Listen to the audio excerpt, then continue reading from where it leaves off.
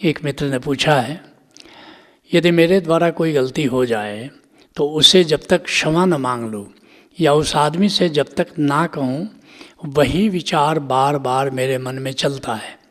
यदि उसकी गलती है तो उसको बिना समझाए या बातचीत किए बिना चैन नहीं मिलता है। इससे कैसे बचूं? कृपया समझाने की कृपा करें। विचार से मुक्ति। और एक बात मैं बता दूं, कोई विचार आपको पकड़ता है और सबको कुछ न कुछ विचार पकड़ता है। मेडिकल भाषा में मैं कहना चाहूँ तो कहूँगा OCD, ऑब्सेसिव कंपल्सिव डिसऑर्डर। कोई विचार ऑब्सेस्ड कर लिया तुमको, अब उससे तुम मुक्त नहीं हो पाते हो। घूम फिर करके वही विचार बार बार आता है। जब यही बढ़ जाए तो उसको OCD कहते हैं। क्लिनिकल लेवल पर बात आ गई, लेकिन हम सभी थोड़े बहुत OCD के शिकार हैं। OCD किसको कहते हैं? जब बढ़ जाता है तो क्या होता है? ताला बंद किया, अब थोड़ी दूर गए, फिर ताला ठीक से बंद हुआ कि नहीं, फिर गया, थोड़ा ताला हिलाया, देखा कि हाँ बंद है, फिर गया, फिर आएगा, सचमुच बंद हुआ कि नहीं। अब विचार पकड़ लिया कि ताला बंद नहीं हुआ। दूसरा, कुछ लोग होते हैं हाथ धोए, फिर उनको लगा साफ नहीं हुआ, फिर धोएंगे, फिर लगा कि साफ नहीं हुआ, फिर धोएंगे, 7-7, 8-8 बार धोएंगे। अब जा रहे हैं, यात्रा में जाना है, तो उनको लगेगा कहीं रास्ते में टॉयलेट लग गया तो क्या करेंगे। अब है नहीं, लगा भी नहीं है, अब एक विचार पकड़े हुए और उसी में परेशान है। टॉयलेट फिल्म भी तुमने देखी होगी, वो गाड़ी के ऊपर लेके चलता था, पता नहीं। ये सब विचार पकड़ने के नाना प्रकार के रूप है। अब इसी में किसी से बात हो गई, अब विचार पकड़ लिया कि अब इसको कैसे निपटूं, पता नहीं वो क्या सोचता होगा हमारे बारे में। बस एक विचार पकड़ गया। आज से 2500 साल पहले गौतम बुद्ध ने विचारों से मुक्ति का बहुत बढ़िया सूत्र दिया था। उसका नाम है विपस्सना।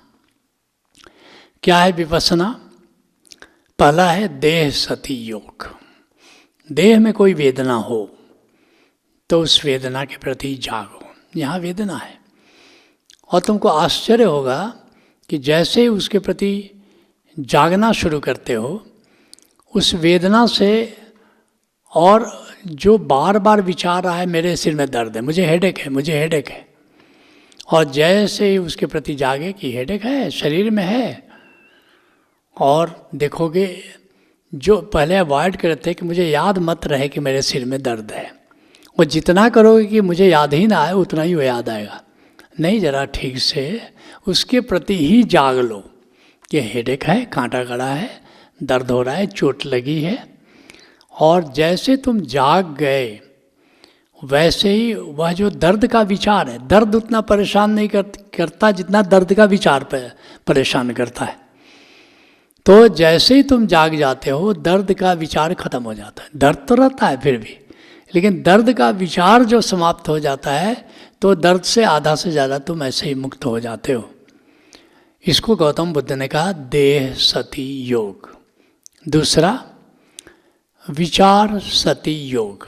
जैसे मित्र ने पूछा, कोई ना कोई विचार घेरे रहता है, चिंता घेरे रहती है, असफलता का भय सताता है, हम काम तो कर रहे हैं, कहीं असफल हो गए तो, इसको कहते हैं चिंता। असफलता के भय का नाम चिंता है।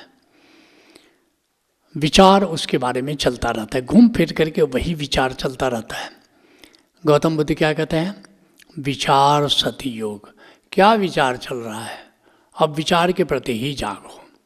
और विचार के प्रति जागने का तरीका क्या है कि विचार के साथ साथ जिस पर्दे पर विचार उठ रहे हैं वो पर्दा कौन सा है? निराकार का पर्दा है। निराकार के पर्दे पर विचार चल रहे हैं। तो देखो कि मेरे निराकार के पर्दे पर क्या विचार चल रहा है। और जैसे ही स्क्रीन के साथ फिल्म को देखोगे, जो फिल्म परेशान कर रही है, वहाँ कोई ऐसा दर्द भरा दृश्य चल रहा है, तुम परेशान हो, और जैसे ही देखो ये स्क्रीन पर ये फिल्म चल रही है, हकीकत थोड़े है। ऐसे ही जब तुम विचार सतयोग अर्थात निराकार के पर्दे पर ये विचार हमारे चल रहे हैं, जैसे जागोगे तुम विचार से मुक्त हो जाओगे। गौतम बुद्ध अगला कदम बताते हैं, भाव सति योग। हर विचार का संबंध किसी न किसी भाव से है, किसी न किसी भाव से। अब भाव के प्रति जाग लो तो तुम और गहरे चले गए। अपनी पनडुब्बी तुम वहाँ ले गए जहाँ पर कोई लहर ही नहीं है, छोटी मोटी लहरें, भाव की लहरें हैं, और भाव के प्रति जागे। जैसे क्रोध है, क्रोध आ रहा है, उस क्रोध के प्रति जागे। या ईर्ष्या से संबंधित विचार है, अब ईर्ष्या के प्रति जागो। या द्वेष से संबंधित विचार है, किसी को तुम हानि पहुंचाना चाहते हो, उससे संबंधित विचार उठ रहे हैं कि कैसे हम इसको हानि पहुंचाएं। या मोह से संबंधित विचार है, कहीं ये हमसे दूर ना हो जाए, कहीं पत्नी चली ना जाए, कहीं पति चला ना जाए कहीं। अब ये जो भाव उठ रहे हैं तो मतलब मोह है, उस मोह के प्रति जागो, कामना के प्रति जागो, क्रोध के प्रति जागो, लोभ के प्रति जागो, मोह के प्रति जागो, ईर्ष्या के प्रति जागो, द्वेष के प्रति जागो, राग के प्रति जागो, भय के प्रति जागो। जब उस भाव के प्रति जागोगे तो उस भाव से संबंधित अब जितने विचार हैं वो समाप्त हो जाते हैं। तो गौतम बुद्ध विपස්සना का जो तीसरा चरण बता रहे हैं, भाव सति योग, ये ज़्यादा गहराई में ले जाता है, ये विचारों से जल्दी मुक्त कराता है। अब इसके आगे फिर गौतम बुद्ध कहते हैं शून्य सति योग। अब छोड़ो विचार को, अब छोड़ो भाव को, अब छोड़ो देह को, और जरा गहरे जाओ, निराकार से अपना नाता जोड़ो। जैसे ही निराकार से नाता जोड़ते हो वैसे ही विचार खत्म हो जाता है, विचार रहता ही नहीं है। इसी को गौतम बुद्ध कहते हैं शून्य सति योग, अर्थात शून्य है जो, शून्य सति योग। और ये बहुत कारगर है, बहुत कारगर है। एकापोल सोचो, थाईलैंड का कोच जो 11 अपने फुटबॉल के प्लेयर्स के साथ फंस गया था गुफा में, और अंधेरी गुफा है, पानी भर गया है, खाना नहीं बचा है, जो थोड़ा बहुत बैटरी मोबाइल में था वो भी ख़त्म। उस अंधेरी गुफा में भूखे प्यासे 23 जुलाई से लेकर के 10 जुलाई तक, और जब उनको निकाला गया तो शारीरिक रूप से, मानसिक रूप से वो सब फिट थे। लोगों ने पूछा कि भाई तुमने किया क्या? कल्पना करो, अंधेरी गुफा है, पानी से भरा हुआ है, खाने का कोई सामान नहीं है, मौत हर पल इंतज़ार कर रही है, और वे लोग बड़े मौज में हैं।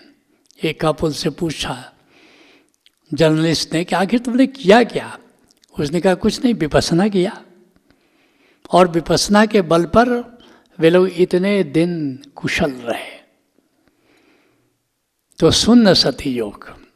और गौतम बुद्ध ने एक और बात कही, बाकी बातें तो उनके धम्म सूत्र में आ गया, धम्म पद में आ गया, प्रज्ञा पारमिता ग्रंथ है उनकी, उसमें आ गया, प्रज्ञा पारमिता वज्र छेदिका इसमें आ गया। लेकिन ये बात केवल सारंगम सूत्र में आई है, सुरंगम सूत्र में ये बात आई है, इसलिए ये बात प्रचलित नहीं हुई। विपස්සना का अंतिम अध्याय खोलते हैं गौतम बुद्ध, कहते हैं नाद सति योग। नाद का श्रवण करो। ये सुमिरन के क्षेत्र में हम प्रवेश कर रहे हैं, अर्थात अब निराकार में जो विद्यमान है अब उसका सहारा लो और गजब क्रांति हो जाएगी। जब तक नाद श्रवण करोगे कोई विचार नहीं पकड़ता, करके देखना, नाद श्रवण करके देखना। जब तक नाद श्रवण करते रहोगे तब तक कोई विचार नहीं आ सकता। और कितना आसान है, इसलिए तुमको कोई प्रयास नहीं करना है, जरा सा ध्यान देना है। जैसे ही कोई विचार पकड़े, नाद श्रवण शुरू कर दो। जैसे भूत का डर लगता है तो लोग हनुमान चालीसा पढ़ते हैं, श्री गुरु चरण सरोज निज मन मुकुर सुधार, कांप भी रहे हैं डर के मारे और पढ़े भी जा रहे हैं, श्री गुरु चरण सरोज निज मन मुकुर सुधार, बरनौ रघुबर विमल यशा जो दायक फलचार। भारत के लोगों को, अधिकतर लोगों को तो हनुमान चालीसा रटी हुई है, मुझे भी रटी हुई थी। आजकल पिछले 20 साल से किया नहीं तो बीच में भूल सकता हूँ। ऐसे ही जैसे ही कोई विचार पकड़े, चिंता पकड़े, इसलिए नाद को चिंतामणि कहा गया है। हर प्रकार की, जैसे चिंतामणि अगर तुम्हारे पास है तो कोई चिंता फटकती नहीं है, ऐसी नाद चिंतामणि है। नाद श्रवण करो और सारी चिंताओं से मुक्त हो जाओ। लेकिन अभी इसके आगे की बात भी मैं तुमसे बताना चाहता हूँ। निराकार में केवल नाद थोड़े है, आत्मा के कई डायमेंशन है। अंतराकाश में खजाना है। तुम नूर को पकड़ लो, सूफी नूर को पकड़ते हैं, भीतर नूर को देखो, विचार गायब है। जैसे कोई प्रकाश ले आओ, लैंप ले आओ तो अंधेरा दूर हो जाता है। ऐसे ही दिव्य आलोक की जगमगाहट में सारे विचार के अंधेरे दूर हो जाते हैं। कोई विचार पकड़ नहीं सकता अगर नूर को देखना शुरू करो। लेकिन उसमें थोड़ा आंख बंद करना पड़ेगा। नाद में सुविधा ये है कि आंख बंद करने की जरूरत नहीं, खुले नयन पहचाने हंस से सुंदर रूप निहारो। और फिर अंतिम है कि आत्मा, आत्मज्ञान। कोई भी विचार पकड़ना शुरू कर दे, मैं आत्मा हूँ, जान करके करना होगा। मानने से उतनी बात नहीं बनेगी। आई एम पीसफुल सोल कहते कहते कितने लोग सुसाइड कर लेते हैं। उससे बात, मान्यता से बात नहीं बनेगी। जानना होगा मैं आत्मा हूँ, मैं चिन्मय आत्मा हूँ। तो अगर मैं चिन्मय आत्मा हूँ तो कुछ आया तो बढ़ा क्या, और कुछ गया तो घटा क्या। तो फिर विचार से परेशान होने की जरूरत नहीं। विचार क्यों आते हैं, कहीं कुछ घाटा ना लग जाए। या विचार इस पर भी होते हैं, लोभ बढ़ता, और अधिक आए, और अधिक आए, और अधिक आए। अब वही कहे कैसे और अधिक आए, 99 से 100 कैसे हो जाए, जिसको 99 का फेरा कहते हैं, उससे संबंधित विचार आ भी गया तो तुम्हारा बढ़ा क्या। समुद्र में लाखों करोड़ों नदियाँ अपना पानी डालती हैं, समुद्र का कुछ बढ़ता है क्या। करोड़ों टन पानी भाप बन करके प्रतिक्षण उड़ रहा है, समुद्र का कुछ घटा क्या। कुछ मिलने से आत्मा में कुछ बढ़ता नहीं, कुछ खोने से आत्मा में कुछ खोता नहीं। मैं आत्मा हूँ, ये मास्टर की है विचार से मुक्त होने का। Let's acknowledge.